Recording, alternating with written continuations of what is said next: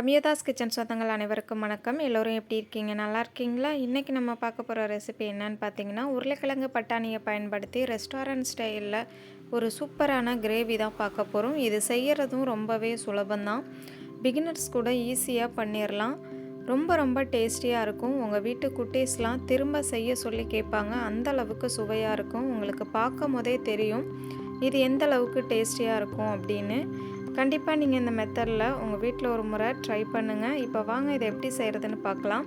இது பண்ணுறதுக்கு 2 medium size பெரிய வெங்காயத்தை ஒன்று பாதியமாக கட் பண்ணிவிட்டு ஒரு மிக்ஸி ஜாரில் சேர்த்துக்கோங்க. கூடவே ஒரு 4லேருந்து 5 பல் போல் பூண்டு, 2 துண்டு இஞ்சி, 3 ஏலக்காவை சேர்த்துக்கோங்க. சேர்த்துட்டு ரஃப்பாக அரைச்சிட்டு வந்ததுக்கப்புறமா நான் ஒரு 10 ரூபா பேக்கெட் தயிர் தான் எடுத்திருக்கேன். அதில் 3லேருந்து 4 டேபிள் ஸ்பூன் போல் தயிர் சேர்த்துக்கோங்க. ஒரு 2 மீடியம் சைஸ் தக்காளியை நல்லா ஒன்று பாதியமாக கட் பண்ணி சேர்த்துட்டு 1 டேபிள் ஸ்பூன் சர்க்கரையும் சேர்த்து நல்லா ஃபைன் பேஸ்ட்டாக அரைச்சி ஒரு ஓரமாக வச்சுருங்க. இப்போ இந்த கிரேவியை நம்ம குக்கரில் தான் பண்ண போகிறோம். நான் ஒரு 5லேருந்து 6 டேபிள் ஸ்பூன் போல் தேங்காய் எண்ணெய் எடுத்திருக்கேன். கண்டிப்பாக தேங்காய் எண்ணெய் பயன்படுத்திக்கோங்க. அப்போ தான் இது ரொம்ப டேஸ்டியாக இருக்கும். இது கூடவே 1 டேபிள் ஸ்பூன் போல் நெய் சேர்த்துட்டு நெய் நல்லா உருகி வந்ததுக்கப்புறம் 1/2 டீஸ்பூன் சோம்பு, 1/2 டீஸ்பூன் சீரகம் சேர்த்து நல்லா பொரிய விட்டுக்கோங்க. இப்போது கலருக்காக 3 டீஸ்பூன் அளவு காஷ்மீர் மிளகாய் பொடி சேர்த்துக்கோங்க.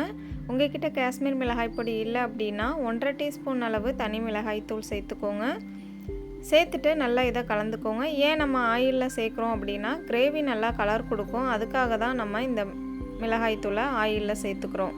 சேர்த்துட்டு நல்லா கலந்து விட்டதுக்கப்புறமா நம்ம ஆல்ரெடி ஃபைன் பேஸ்ட்டாக அரைச்சி வச்சுருக்கோம்ல தயிர், வெங்காயம், தக்காளி, அதையும் சேர்த்துட்டு தண்ணி கொஞ்சம் கூட சேர்க்காதீங்க. சும்மா ரஃப்பாக குக்கர் மூடியை போட்டு மூடிட்டு ஒரு 5 மினிட்ஸுக்கு ஆயில் பிரிஞ்சு வர வரைக்கும் அதை வேக வச்சு எடுத்துக்கோங்க. பாருங்கள், இந்த மாதிரி ஆயில் பிரிஞ்சு வந்ததுக்கப்புறமா ஒரு முறை நல்லா இதை கலந்து விட்டுக்கோங்க. நம்ம ஆயில் நெய் சேர்த்துருக்கிறதுனால அடி பிடிக்காது.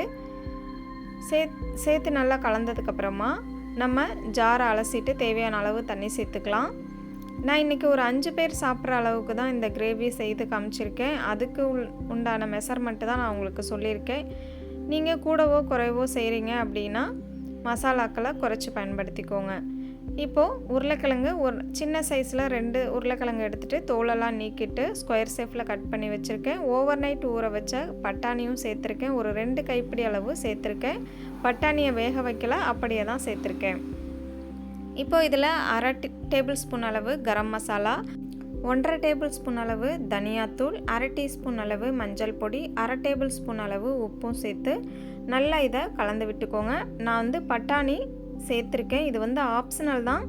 உங்களுக்கு பட்டாணி தேவைன்னா சேர்த்துக்கோங்க, விருப்பம் இல்லைன்னா உருளைக்கிழங்கு மட்டுமே பயன்படுத்தி செய்யலாம். இப்போ நம்ம மசாலாக்கள் எல்லாமே சேர்த்துட்டு நல்லா கலந்துட்டு ஒரு முறை உப்பு செக் பண்ணி பாருங்கள்.